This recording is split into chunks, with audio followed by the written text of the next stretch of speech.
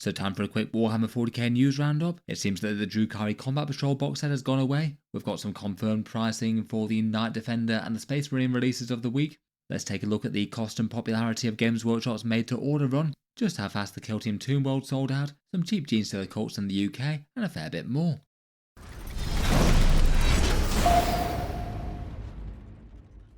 Hello and welcome back to Warspace Tactics, where today we're doing a quick roundup of Warhammer 40k news and happenings over the past few days, talking through a whole bunch of topics that I found interesting, but maybe didn't need a dedicated video all to themselves. First up, it seems that the Drukhari Combat Patrol has finally gone away. I guess this one is the last 9th edition era Combat Patrol box set that's being retired, presumably to be updated for a 10th edition one when the Drukhari Codex comes out. Sometimes with Warhammer 40k releases, the Combat Patrol's gone away really quite shortly before a Codex came out, though that maybe feels a bit less the case for Codexes that have been coming out over the past 6 months or so. I guess it doesn't necessarily tell us any huge new information. People are strongly suspecting that they will do a Drukhari Codex before the end of 10th edition, given it's the only faction that they haven't done so yet, at least besides Deathwatch and Demons, who they confirmed aren't getting a Codex. Taking a look around the Games Workshop web store though, it does look like it's not there on any of their main locations, neither North America, the Europe or the Australia one. It feels like it's a particular shame to lose this one, as it was one of the combat patrols that people valued the most. Inside the box set there was a Raider, Ravager, 10 Cabalite Warriors, 5 Incubi and an Archon, and compared with the vast majority of Games Workshop Combat Patrol boxes out there, it just felt quite generous. There's some combat patrols that have around about say 20 infantry as their offering,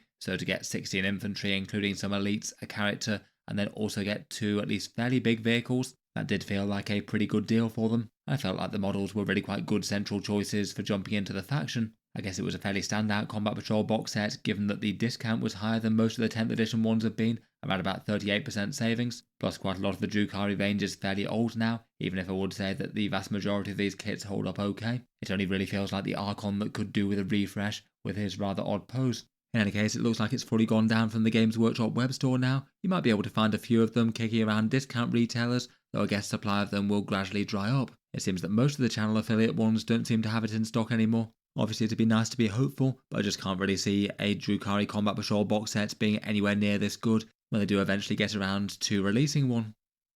Otherwise, for 40k model removals, it seems that the Aeldari Titans are no longer on sale for some reason. Big Forge World models like this certainly have some pretty sketchy supply. They seem to quite frequently ping between temporarily out of stock and in stock, but usually their product pages do stay up on the Games Workshop web store. I'm not sure why specifically these guys have gone away. In the past, Forge World models have occasionally had problems with their molds. I believe that was rumoured to be the problem with the Warbringer Nemesis Titan, and occasionally they've gone away temporarily to rejig the contents of them. That's what they did with the Seraptech Heavy Construct for the Necrons kind of recently, repackaged it so it just comes with its guns included. I guess it could be possible that they're doing that for these guys and including their arm weapons. Probably the worst alternative would just be a flat removal from the range. We've had that with really quite a lot of Forge World models in 10th edition, though in general the really big ones have tended to stay. That would be a shame if so, even if they're very rarely seen on the tabletop. It is quite fun to know that these kind of ludicrous big expensive models are out there somewhere, even if most people aren't wanting to buy one, or might be more tempted to get a near equivalent proxy or something.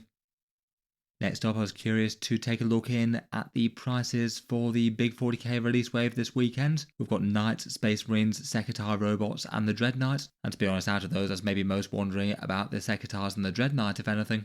For the big Codex release though, that's the Imperial Knights. Maybe the first thing to note was that it doesn't look like the prices are reflective of any sort of planned price rises that Games Workshop have said are coming. They've said they're going to be raising things by around about 4% across the board. It doesn't look like any of the things this week are reflective of that.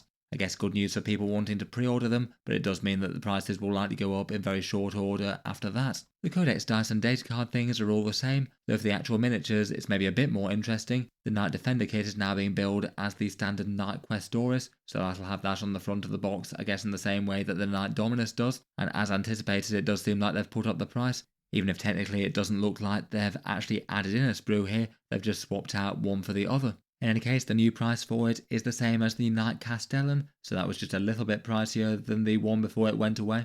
I believe it was around £110 or $190 perhaps. The Knight Defender looks like it's $194, £115 or €150. That does put it slightly cheaper than the Chaos Knight Ruinator for some reason, but not really by a meaningful amount on that bigger purchase. Again, maybe a little bit curious there. I was expecting them to be priced the same. The bit that I wasn't really expecting though is that the Knight Preceptor and Canis Rex kit is now no longer going to be a more general issue item. It looks like that one's being moved to Games Workshop's direct only or online only offerings. Well, that's not really great news, as you won't find it in stores, and discount retailers you might buy it from won't offer quite as big a discount on it, given that they get far worse margins on these items. Otherwise, again, it looks like the price tag is slightly higher than before, $194 or £115, though perhaps a shame that it isn't going to be available at quite such a readily good discount. Before we move on, I'll just give a quick shout out to today's video sponsor in Tabletop Stronghold and their range of wargaming magnetic carry cases. These guys currently have one of their sales on at the moment, so their model storage boxes are a bit cheaper than normal. Magnetic carry cases are certainly a popular way to get miniatures from A to B these days, the idea being that you put magnets under the bases of your miniatures and then they get held to magnetic sheets within the box. That means that you can basically have really quite a lot of miniatures in one tight space, all ranked up without any foam or anything, knowing that they're not going to bash on each other or damage the paintwork. Tabletop Stronghold's version of these are the mag cases. Their design is basically an incredibly sturdy MDF box that's really quite hard to break or damage in any way. And within that box you have various different levels of steel trays that you can slot in. You can raise or lower them depending on the height of the miniatures that you want to transport. Then finally on the front of the box, to keep everything safe, is a clear piece of acrylic, and that also means that you can see what's where and have your handiwork displayed as you're storing it and transporting it about. As well as their mag cases, they also have some MDF terrain as an offering as well. It comes a little cheaper if you get a mag case alongside. And if you want to take a look over their range, there'll be links down in the video description. I'll cycle back to them briefly at the end of the video to talk through a few models of their boxes. In any case, a big thank you to them for sponsoring this one. Getting back to this week's prices though, and for the Space Marines there aren't really any big surprises. As mentioned, it doesn't look like the character releases are reflective of Games Workshop's increase yet, so they're the same standard epic hero prices at $45 or £28. It certainly looks like the shadowy Ethon Shan of the Raven Guard's going to be a popular model. His miniature went down very well when it was released, and for the Combat Patrol box sets, at least a fair few Space Marine collectors are eyeing up the Imperial Fist one. It does feel like it's got quite a lot of useful Space Marines that could help bulk out a whole bunch of armies of different chapters. The Combat Patrols are still the same price, $170, £100 or €130. Then we've got the solo releases. It seems that the Thousand Suns infiltrating Sekitar robots are at a slightly cheaper price than I thought they might have been. $50, so that should mean around about £30 or €40. I was wondering if they were going to be the same price as the Astra Militarum Field Ordnance batteries, but it seemed they were a touch cheaper than that. It's probably for the best really, given that they aren't exactly the biggest models in the world. Then for the Grey Knights, we've got the price of their Grandmaster and Nemesis Dread Knight. As anticipated, it does seem like it's raised the price due to the extra sprue being included in the box set, the one for the Subliminator, the Mason Flail, and a few aesthetic bits. The Grandmaster Dread Knight's now $80, £50 or €65, so it's gone up around about £6 or $10 compared with the previous offering. I guess it's helpful enough for Grey Knight players that the Dread Knight's actually back on sale. It's maybe been a weird limbo for the army when you haven't been able to pick up one of the few unique kits for them. It's certainly going to be far more expensive to acquire Dread Knights now if you want them for the army though. Previously they were fairly easy to come by as they came in the Combat Patrol box set. Finally, for the announced releases, we've got the Kill Team Beginner set. It doesn't look like prices of this one have been circulated as best I can tell, so I'm supposing it's still going to be the standard $50 that it has been in Barnes & Noble. And going by Games Workshop's rough normal price conversions, that'd probably mean it'd be around £30 or €40. This one's basically 5 unique sculpt Plague Marines, including an Icon Bearer, and then a Space Marine Captain with 4 Primaris Marines. It is quite significantly cheaper than the Kill Team starter set, not too far away from half the price of that, though it does have more than half the models. I would say it's probably interesting enough on paper if you want either the Captain or the Death Guard Icon Bearer. It's not really charged all that much more than Games Workshop charges for a single character miniature elsewhere. It's just maybe not ideal as a Kill Team starter set though, given that you need one more miniature for either Kill Team to field the full one, though I guess it does cost half the price and you could maybe acquire one from elsewhere. I'd also be aware that it doesn't have the Malignant Playcaster in the set, despite having a few pictures of that elsewhere before. I'd guess that one's not going to be at the discount retailers, so if you do happen to be picking any of those up this weekend, check out the channel's affiliate ones linked down in the video description. They've got good savings versus Games Workshop and they help to support the channel. Here are the times when the pre-orders are going live: midnight Eastern Time in the USA and Canada with Wargame Portal, Toy Snowman and Fenris Workshop, and then at 10 AM through midday for the rest of the world on Saturday morning with Element Games in the UK, Tash and Geldeep in the EU and Gap Games in Australia. A big thank you to anyone choosing to pick stuff up via those links if you do happen to be ordering something in anyway. One of the big anticipated things for 40k coming soon is the balanced data slate. Games Workshop's confirmed that it's coming sometime in September, though not exactly when. By the normal sort of balanced calendar, we might have guessed it could have been towards the start of September, though that's not necessarily the case and they're not always perfect with 3 months. Often when they do have the download going live, they might give a small nudge and talk about it in their Sunday preview article, but that doesn't seem to have been the case, and so far it doesn't look like there's any unusual scheduling from Games Workshop's affiliate content creators, so potentially those could be a couple of hints that it might not be coming out this week. I guess we'll likely find out on Wednesday, as that's usually when they have them go live. I'll certainly cover any changes if they do, but my guess would be that we might not have the big update drop until either next week or the week after. It does seem that Games Workshop have got quite a lot of other digital content outstanding now. There'll be datasheets for the Deathwatch, Geomancer, the Space Marine characters, plus the Imperial Knight points. I guess there's some chance that some of that might materialise before Games Workshop release the balanced data slate. There's also a pretty good chance it could all turn up in one huge update whenever it might be. Another set of pricing I was interested enough in checking in on was Games Workshop's made-to-order ones. They had a slightly bigger than normal set of Warhammer 40k offerings going up for pre-order via their web store. They're currently on sale at the moment, and the idea is that you order them on or before the 7th of September, and then as the name will suggest, they make them to order and post them out within the 180 days. These ones were Aeldari and the Emperor's Children. I'll leave the prices for both on the screen. I was interested to see the Phoenix Court of Cain one, which was the old Avatar model, and 6 Phoenix Lords. It's kind of rare that you see Games Workshop package quite so many character models together. It looks like that one's £125. It looks like that one's $125 or £77. Otherwise, looks like the plastic Noise Marine is on the cheaper side of characters as they go, though still quite a lot for one figure. The Webway Gate's £40 or $62. Eldrad Orthran is £25 or $40 for his classic sculpt, so pretty similar to his current one really. And then for the 2 sets of the Emperor's Children 3 metal models, the classic Noise Marines are a fair bit cheaper than Fabius, Lucius and the Lord.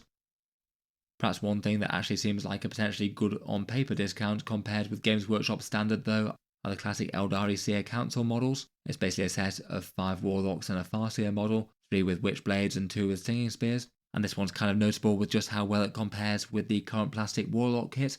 That one's $60, £37 or €47 just for 2 miniatures. Not one of Games Workshop's better price points in general opinion, but it's interesting that for the same cost or even slightly cheaper, you can basically get 4 Warlocks and a Farseer. I feel like the Farseer model could be small enough that you could just have him as a fancy Warlock as well. As it goes, I feel like the classic Warlocks do hold up pretty well compared with other miniatures from their age. As a result, it does feel like they could be potentially useful for Aeldari players. Just for interest, I thought I'd take a look as to which of these made-to-order kits is actually selling. I guess seeing as they don't touch stores, you don't really know quite how popular they're going to be. Seems that out of this release wave, it's the plastic Noise Marine that most people have wanted to get their hands on. 84 people bought those from our polls. Then after that, it's Classius, Fabius, Bile and Lucius. The Warlocks and Farseer being kind of similar to that. And then the Webway Gate. Seems like really quite few people are either picking up the Phoenix Court or the Noise Marines. Next up, a small heads up for people in the UK that some Genestealer Cult are going up for pre-order a lot cheaper than normal. The next wave of issues for the Combat Patrol magazine are for the Genestealer Cult, and the first 5 have gone up for pre-order at Forbidden Planet now. Usually the idea of these is that with the Combat Patrol magazines, they cost £10 and have 40k models in. If you can find them in shops near you, that's pretty handy, but for ones that I've wanted, I've usually had some good success in ordering them in from Forbidden Planet, as the delivery cost is pretty reasonable, £3.50 each, and it goes down if you order more. I used it myself to get some Orc Boys at around about a third of the price when they came out. For the notable ones that have just gone up for pre-order, there's a Genestealer Cult Acolyte Hybrid one that's £13.50. That feels like that could be quite a popular one, given that they're miniatures that you'd usually want quite a lot of collecting Genestealer Cults, and the normal price for them from Games Workshop's £28, so it's a bit over half off, getting better if you pick up more to make the postage more efficient. The other more interesting one could be the Genestealer Cult Mages as well. Not quite as crazy a saving there, but still not bad. £13.50 for a character that normally costs £20. And for issue numbers 64 to 65, they build some neophyte hybrids between them. That could still be useful as well, though the savings feel a bit more borderline compared with these two. In any case, I'll leave them links down in the video description. As usual, any purchases through the links help to support the channel. They do also have some Leagues of Votann and Orcs ones on offer too. Next up, taking a look back at last weekend's releases. As anticipated, it does look like Kill Team Toon World sold out very quickly indeed.